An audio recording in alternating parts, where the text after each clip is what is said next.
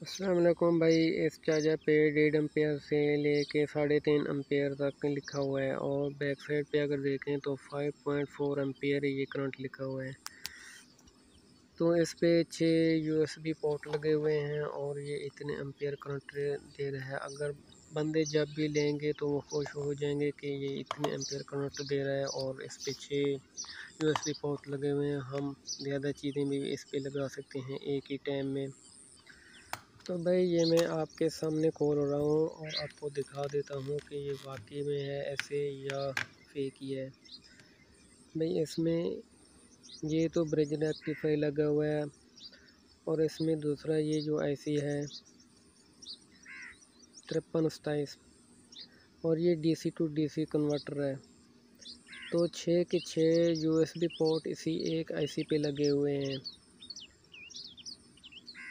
तो भाई एक ही आईसी 1.5 एम्पेयर से 3.5 एम्पेयर तक ये कैसे दे सकता है। तो भाई ये सारा फेक ही है। इस पे हमने जब चार्जिंग लगाया है एंड्रॉयड मोबाइल को तो ये 40 मिनट में तकरीबन 10% ही करता है।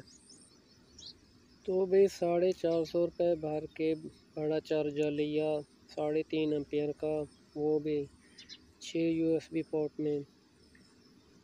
तो क्या फ़ायदा हुआ है ऐसे चार्जर का कि जो 40 मिनट में 10% ही चार्ज करें। तो भी चार्जर जब भी लें देखभाल के लिया करें।